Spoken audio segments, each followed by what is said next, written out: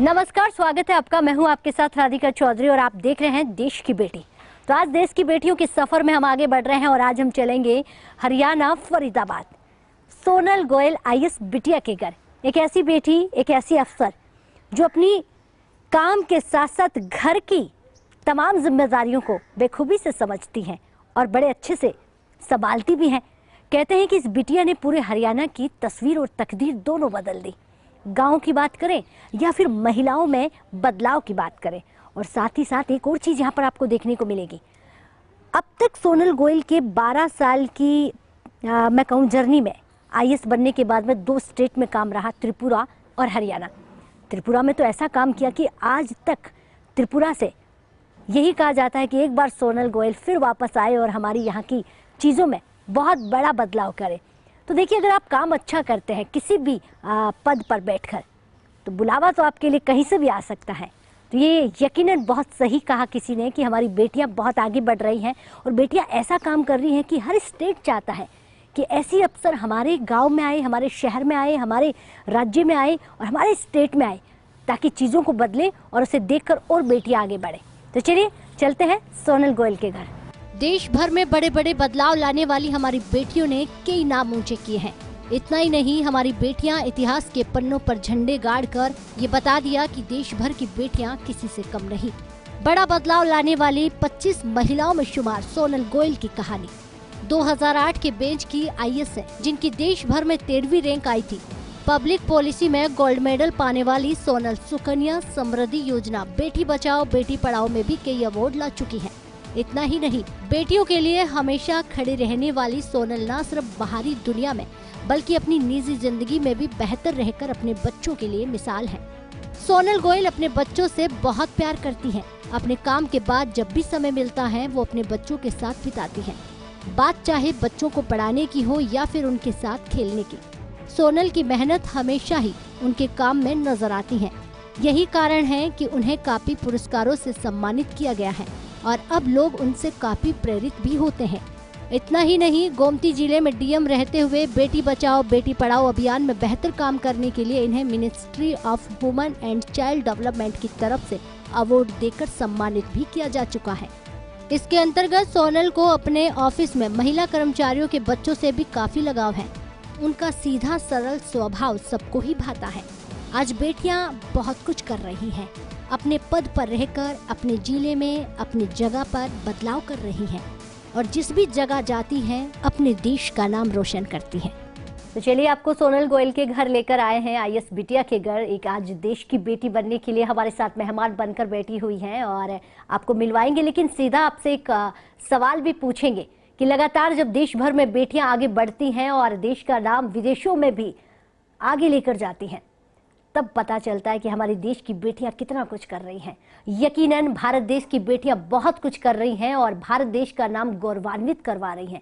तभी तो कहते हैं कि इतिहास उठाकर देखिएगा कि हमारी बेटियां इतिहास के पन्नों पर आपको कहां कहां नजर आएगी।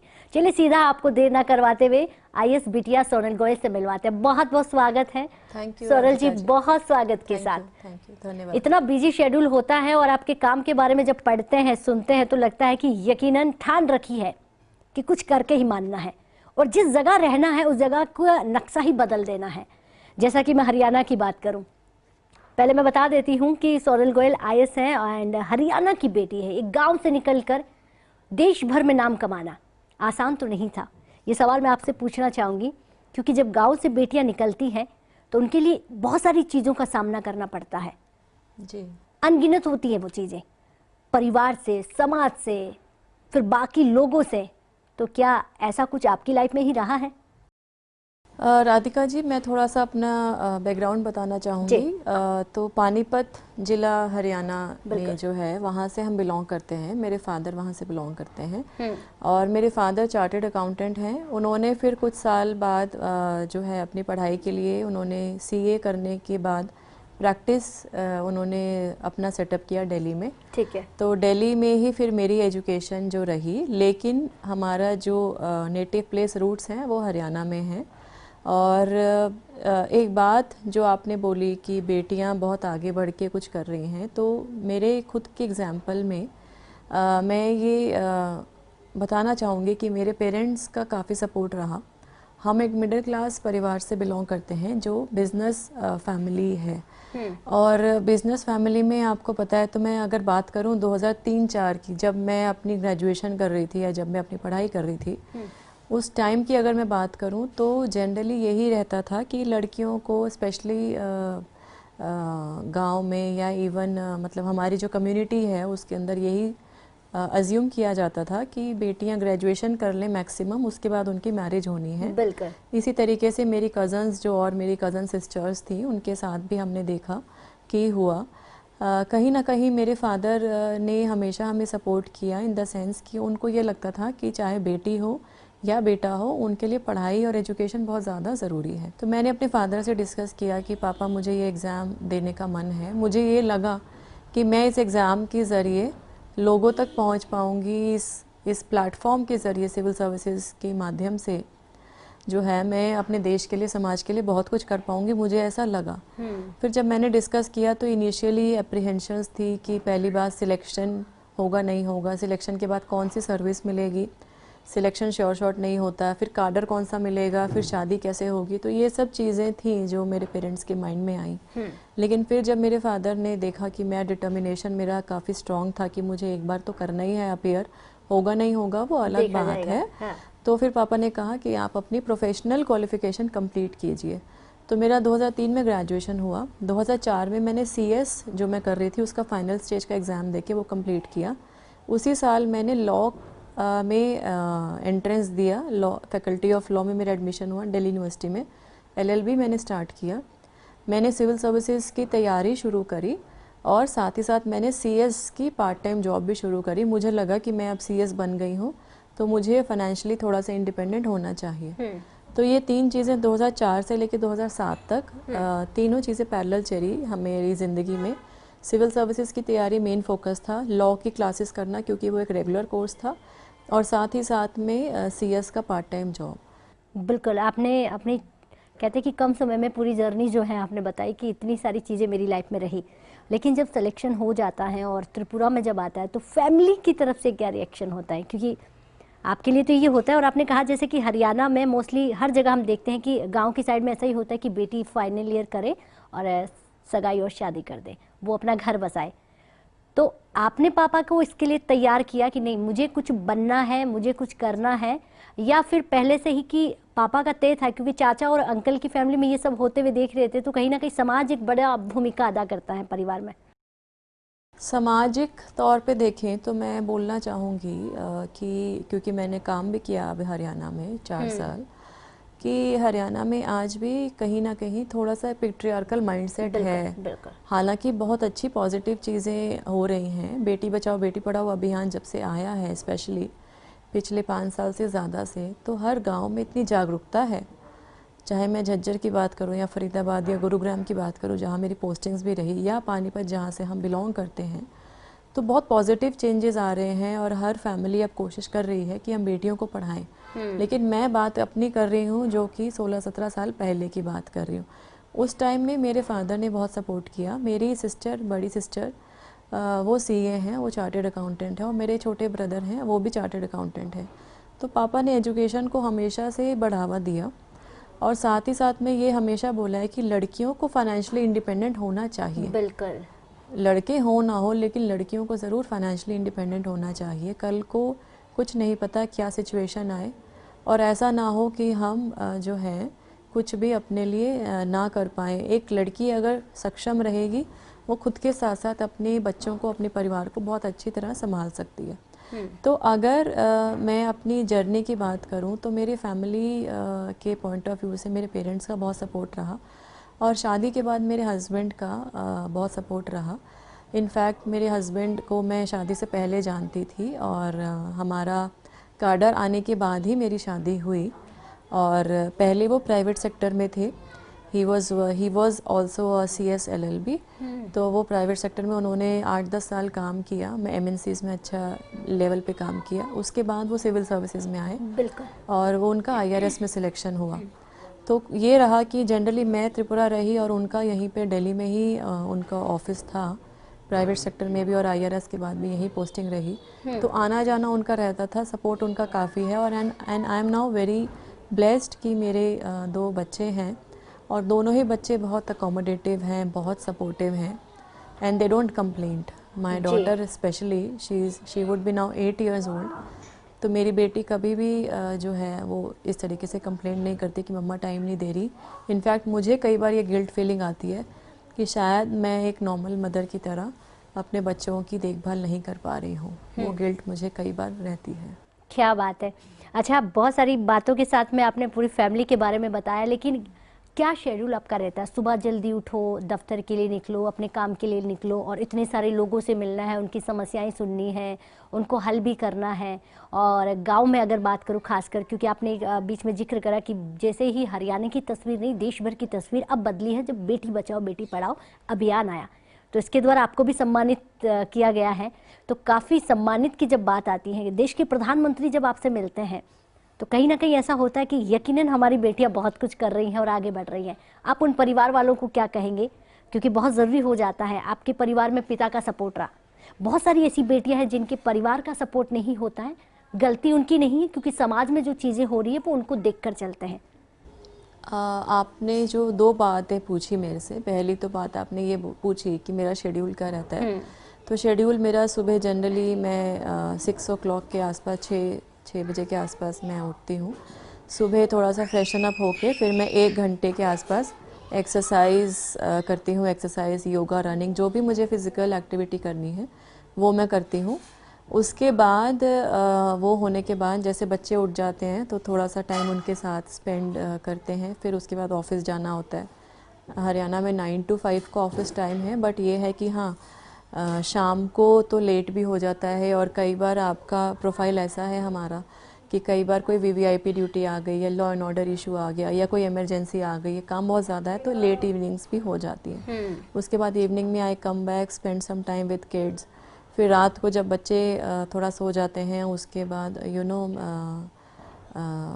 मतलब अगर कोई पेंडिंग ऑफिस का काम है तो मैं कोशिश करती हूँ कि सेम डे ही मैं निपटाने की कोशिश करूँ उसको, नेक्स्ट डे तक, क्योंकि हमारा पाइल अप होता जाता है।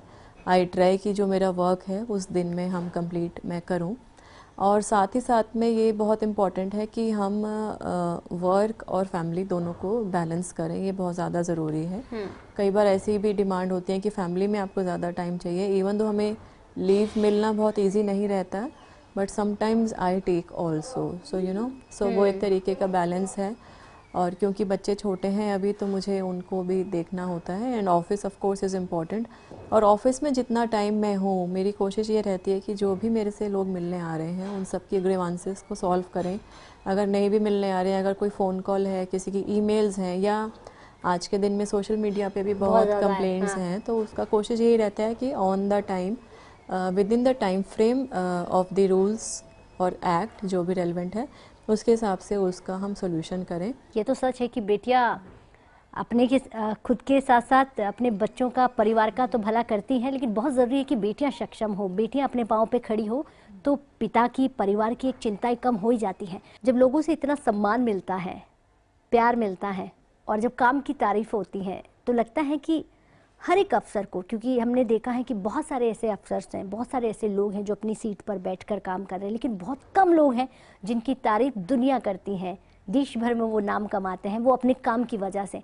आपको लगता है कि हर एक इंसान इसी तरह काम करे, अपनी फ़र्ज को अदा करते हुए देश भर में अपने देश के नाम को आगे लेके जाए, तो बहुत बड़ा बदलाव हो सकता है। हमारी सिविल सर्विसेज जो है, चाहे वो हम इंडियन एडमिनिस्ट्रेटिव सर्विस की बात करें या IPS की बात करें या जितनी भी और सर्विसेज हैं, और साथ ही साथ में स्टेट सिविल सर्विस, तो बहुत युवा ऑफिसर्स हैं, बहुत एक्सपीरियंस्ड ऑफिसर्स भी हैं हर स्टेट में, और वो कोशिश भी कर रहे हैं कि हम सब मिलके अपने देश के लिए कुछ ना कुछ अच्छा करें। स्पेशली अगर हम बात करें कोविड-19 की, तो कोविड-19 में पिछले 6 से 8 महीने में जो हमने देखा कि जिस तरीके से लिमिटेशंस में हम लोग काम कर रहे हैं, और प्राइवेट सेक्टर पे जिस तरीके का इम्पैक्ट आया, वर्क फ्रॉम होम रहा, काफ़ी टाइम लॉकडाउन रहा, अब जैसे फेज़ वाइज खुला, तो उसमें हमारी एज पार्ट ऑफ एडमिनिस्ट्रेशन जिम्मेवारी बढ़ी काफ़ी ऐसी नई चीज़ें करी सरकार ने, एडमिनिस्ट्रेशन ने, जो पहले नहीं की थी। पहले ई ऑफिस का प्रचलन बढ़ा सब जगह, मतलब जो हमारी पहले जो डिजिटल इनिशिएटिव्स की बात करें तो मैं जहाँ पे उस टाइम में कार्यरत थी गुरुग्राम में, तो जीएमडीए और जीएमसीबीएल सिटी बस सर्विस, उसमें ऑलरेडी ई ऑफिस ही था। लेकिन हमें ये फील हुआ कि during these times it has become so much essential, और अब हरियाणा में बाकी सभी ऑफिसेज़ को ई ऑफिस पे करने का काम चल रहा है। बिल्कुल ठीक है। इस बीच ये सवाल पूछूंगी, आप एक बेटी हैं, एक महिला है, एक माँ है, तो बड़े अच्छे से आप समझ पाएगी। बेटियों की स्थिति ठीक हो रही है, हालात सुधर रहे हैं, लेकिन आए दिन हम जितना बेटियों के बारे में सुन रहे हैं, बेटियों के साथ जो गलत हो रहा है, आपको लगता है इस बड़े बदलाव के लिए हमें और कौन सा कदम उठाना चाहिए कि हमें ऐसी न्यूज़ सुनने को नहीं मिले? देखिए, ये एक सामाजिक मानसिकता को दिखाता है। जो भी हमारे क्राइम अगेंस्ट वुमेन जो हो रहे हैं, चाहे वो डोमेस्टिक वायलेंस की बात हो या वायलेंस एट वर्क प्लेस हो, sexual harassment at work place हो, या कोई भी घटना रहा सड़क पे चलते हुए किसी लेडी के साथ, लड़की के साथ हो रही है, तो एक सामाजिक मानसिकता को दिखाता है कि आज भी हमारे दिमाग में वो चीज़ है कि शायद मेल सुपीरियर हैं या वो फीमेल को एक्सप्लॉइट कर सकते हैं। तो ये जो हमारी सोच है, ये जो मानसिकता है, आई वुड रिक्वेस्ट कि पेरेंट्स अपने घर में लड़कों को समझाएं कि ये सब करना गलत है। जिस तरीके से वो घर में अपनी मम्मी का, अपनी सिस्टर का रिस्पेक्ट करते हैं, उसी तरीके से बाहर, चाहे वो स्कूल में जाएं, कॉलेज में जाएं या कहीं काम कर रहे हैं, तो उनके कलीग्स हैं, शादी के बाद उनकी वाइफ हैं, उनको भी समान अधिकार देना चाहिए, उनको रिस्पेक्ट देनी चाहिए। तो ये जो एक अपब्रिंगिंग होती है एक इन इंडिविजुअल की, उस अपब्रिंगिंग को एज अ सोसाइटी हमें चेंज करने की आवश्यकता है। और उसके अंतर्गत जो हमारे मेल हैं, उनको ये ज़्यादा ज़रूरी समझने की आवश्यकता है कि ये गलत है, और फीमेल्स को रिस्पेक्ट देना बहुत ज़्यादा ज़रूरी है। मम्मियाँ अपने बेटों को समझाएं, अपने पेरेंट्स अपने बेटों को समझाएं कि ये सब करना, it is actually punishable and it is an offence against humanity. बिल्कुल। तो कहीं ना कहीं जो ये शुरुआत है ये घर से होगी जी। और इस बदलाव के लिए परिवार को ही अपने बच्चों को समझाना पड़ेगा कि भाई क्या सही है और क्या गलत है। मैक्सिमम हम घरों में देखते हैं कि बेटियों से सवाल पूछा जाता है, क्या टाइम है, क्या आने का टाइम है, कितने बजे जा रहे हैं, कहाँ जा रहे हैं। अगर यही सवाल एक लड़के से होने शुरू हो जाए तो मुझे लगता है कि बहुत सारी चीज़ों में बदलाव आ सकता है, लेकिन इतना पॉसिबल नहीं है, इतना आसानी से ये चीज़ें नहीं हो सकती। एक सोच और है लोगों की लेकर कि बेटियां बड़ी आसानी से आगे बढ़ जाती हैं, बेटियों के लिए बहुत चीज़ें इजी हो जाती हैं। क्या आप बता पाएंगे कि इतना आसान था आपके लिए आईएएस बनना? नहीं, बहुत ज़्यादा आसान तो आई डोंट थिंक इवन आज भी होगा। हर एक इंडिविजुअल की, मैं बोलना चाहूँगी कि मेल हो फीमेल हो, बिल्कुल, इररिस्पेक्टिव ऑफ जेंडर, एक सक्सेस स्टोरी अगर आप सामने देखते हैं, हाँ, उसके पीछे एक स्ट्रगल है। हमारे माननीय प्रधानमंत्री जी आज जिस लेवल पे हैं, हम सबको पता है कितने हम्बल बैकग्राउंड से वो बिलोंग करते हैं, और किस तरीके से मेहनत इतने साल करते करते करते, समाज सेवा करते करते वो यहाँ पहुँचे। तो आज जो व्यक्ति आपको लग रहा है कि वो सक्सेसफुल है, irrespective of the gender, I would say कि उसके बैकग्राउंड में जाने की कोशिश कीजिए। अगर आपको उनसे इंस्पिरेशन मिलती है तो ये देखने की कोशिश कीजिए कि आपकी जो वो व्यक्ति है उसने यहाँ तक अचीव कैसे कर पाए, बिल्कुल, कैसे उसके पहुंचा? पीछे स्ट्रगल क्या रही, बिल्कुल, वो जानना बहुत ज़्यादा ज़रूरी है। और किसी भी इंसान को बिना स्ट्रगल करे, बिना परिश्रम करे, बिना मेहनत करे कुछ भी नहीं मिलता। कई बार ये होता है कि हाँ, डेस्टिनी, मतलब इवन दो हम बहुत ज़्यादा उसमें विश्वास नहीं करते हैं, sometimes you get things little bit easier, sometimes it becomes very difficult, but there is no replacement to hard work. मेहनत तो करनी ही पड़ेगी। ये बात तो आपने साफ कर दी कि भाई कुछ भी पाने के लिए आपको कुछ तो खोना पड़ेगा। वो आपका वक्त हो सकता है, उसके लिए आपको हार्ड वर्किंग करनी पड़ सकती है, मेहनत के बिना कुछ नहीं मिल सकता। आपने कहा कि मुझे आईएएस बनना था और ये एक ऐसी जॉब है जिसके ज़रिए मैं लोगों तक पहुंच सकती हूं, लोगों के घरों तक पहुंच सकती हूं, उनके दर्द को समझ सकती हूं और कोशिश कर सकती हूं कि कुछ बदलाव करूं। क्या ये सपना आप पूरा कर पाई हैं? मेरे लगभग 12 साल हो चुके हैं सिविल सर्विसेज में। तो मेरे 2 स्टेट्स में कार्यकाल रहा, त्रिपुरा में और हरियाणा में।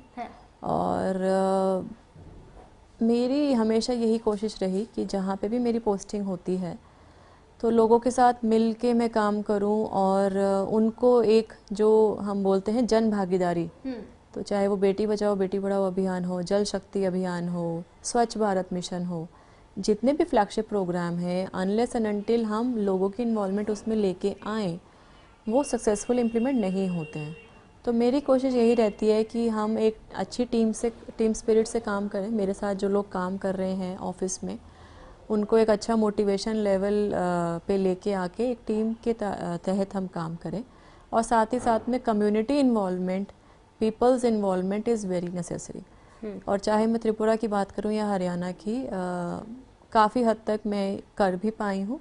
ऑफ कोर्स कुछ ना कुछ कमियां हर जगह रहती हैं, क्योंकि कई बार आपके पास रिसोर्सेज की कमी है, मैन पावर की, फंड्स की, टाइम की, कई बार प्रायोरिटीज़ कुछ अलग हो जाती हैं, उस वजह से काफ़ी कुछ नहीं कर पाते। बट हाँ, काफ़ी चीज़ें हैं जो मुझे खुशी है कि मैं कर पाई। और साथ ही साथ में जो लोगों की भागीदारी है वो हमारे पूरे इस डेमोक्रेटिक एडमिनिस्ट्रेटिव सेटअप में बहुत ज़्यादा ज़रूरी है और इसको हमें ट्राई करना चाहिए, इसको हम करें। बिल्कुल। मैं यहाँ पर ये भी पूछना चाहूँगी, जैसा आपने बताया कि कोशिश मैंने पूरी की है। जब मैं 2 स्टेट में काम कर रही थी तो कहीं ना कहीं बहुत सारे बदलाव के लिए मैं आगे बढ़ी, लेकिन कुछ कमियां रह जाती हैं। अब आप जितना बताएंगे, लेकिन ज़रूरी ये है कि जब हम आपके बारे में सुनकर आए, लोगों से जब जानते हैं, तो कहीं ना कहीं बहुत पॉजिटिव आपकी छवि सामने आती है कि बहुत अच्छा काम किया। हरियाणा, जिस जगह से आप आती हैं, जिस जगह से हम कहते हैं कि जहाँ से हमारा जन्म होता है, जहाँ हम बहुत सारी चीज़ें सीखते हैं, उसी जगह को बदलना ज़्यादा खुशी होती है? हाँ, ऑफ कोर्स। वैसे तो पार्ट ऑफ सर्विस हमारा ये है कि हम किसी भी राज्य में हमारा कार्डर आता है, हमें वहाँ रह के काम करना होता है। और ये बिल्कुल भी ज़रूरी नहीं है कि आप अपने नेटिव प्लेस में काम करें। हाँ। त्रिपुरा में बहुत अच्छा एक्सपीरियंस रहा मेरा, हरियाणा में भी काफ़ी अच्छा रहा। और जब मैंने यहाँ आके काम किया तो एक अपनापन तो रहता ही है, और साथ ही साथ में क्योंकि आप उस जगह को जो है और बेहतर समझ सकते हो, और ये भी लगता है कि हम जिस जगह से हमने इतना कुछ लिया, हमने उस स्टेट से, उस देश से इतना कुछ लिया, तो हमें भी उसको गिव बैक करना है, तो हमें भी उसके लिए कुछ करना है। और यही फीलिंग है जो आपको एक सेटिस्फेक्शन देती है। देखिए, एक तो आपकी ऐसी सेवाएं हो जाती हैं, चाहे आप किसी भी स्टेट में जाएं, किसी भी जगह जाएं, आपको तन मन धन से पूरी तरह काम करना होता है। लेकिन कहीं ना कहीं बड़ा गर्व होता है कि जिस जगह लोग देख रहे होते हैं कि नहीं, शादी कर देनी चाहिए, नहीं, देखिए चाचा ताऊ है जो बड़ा प्राउड कर रहे होंगे कि हम भी हमारी बेटियों को शायद पढ़ाते, कुछ करते, तो आज वो भी कुछ कर रहे होते।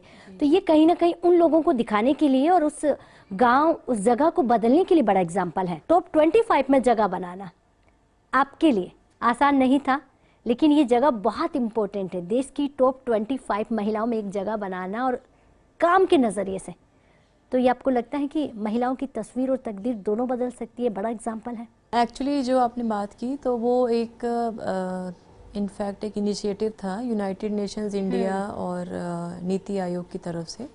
2016 में पहला उन्होंने एक इनिशिएटिव लिया था, विमेन ट्रांसफॉर्मिंग इंडिया।